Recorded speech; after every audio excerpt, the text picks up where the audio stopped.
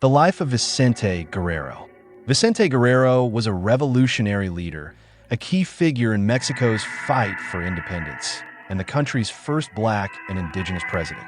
He was a champion of abolition, equality, and democracy, but his ideals made him enemies among the elites, leading to his tragic downfall. Early life and background, 1782 to 1810. From humble beginnings to revolutionary fighter.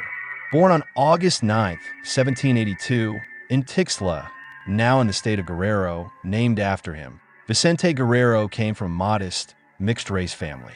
His father was a mule driver, transporting goods between towns, and Guerrero learned the trade. He grew up in harsh conditions, witnessing firsthand the struggles of indigenous and black communities under Spanish colonial rule. Despite limited formal education, he became an expert horseman, skilled marksman, and natural leader, qualities that later defined his military success. The fight for independence, 1810 to 1821, guerrilla warfare and refusing to surrender. When the Mexican War of Independence broke out in 1810, Guerrero joined the Revolutionary Army under José María Morelos, a fellow Afro-Indigenous leader.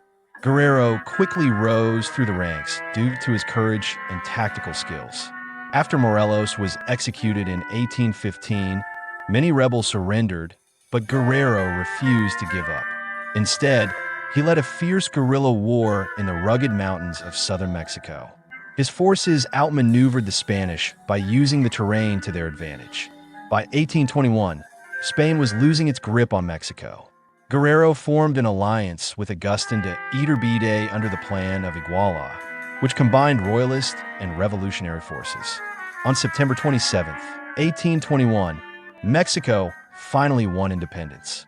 Political struggles and becoming president, 1821 to 1829. The fight for equality.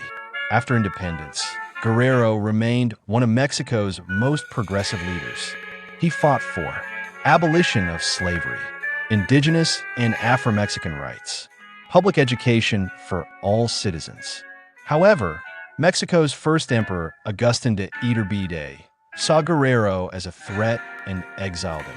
But by 1823, Iturbide was overthrown and Guerrero returned to help establish Mexico's first federal republic. By 1829, Guerrero was elected president of Mexico, becoming the nation's first black and indigenous head of state. His presidency was marked by bold reforms. On September 16, 1829, he officially abolished slavery in Mexico, more than 30 years before the U.S. He promoted education for the poor.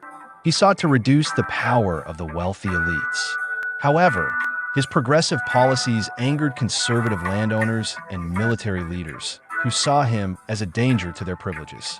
Betrayal and execution, 1830 to 1831. The fall of a revolutionary hero.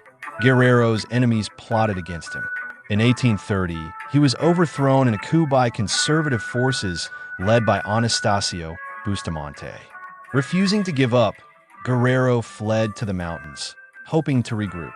In 1831, he was betrayed by a supposed ally, Francisco Picaluga, who lured him onto a ship with promises of support, but instead handed him over to government forces for 50,000 pesos. On February 14, 1831, Vicente Guerrero was executed by firing squad. His enemies believed they had silenced him, but his legacy only grew stronger. 5. Legacy and recognition. Today, a national hero, Guerrero's sacrifice was not forgotten. He is now recognized as a national hero of Mexico, the abolisher of slavery, a symbol of Afro-Mexican and indigenous resistance. The Mexican state of Guerrero is named after him, and his famous words, La Patria es primero, are still remembered as a guiding principle for justice and equality. Final thoughts. Vicente Guerrero's life was one of struggle, resilience, and vision. He fought for the poor, the enslaved, and the oppressed. And though he was betrayed, his ideals lived on. We hope that you enjoyed our short video on the life of this great human. The video was produced and directed by Kelton Ruffin. Music by Keenan Jaleel Ruffin.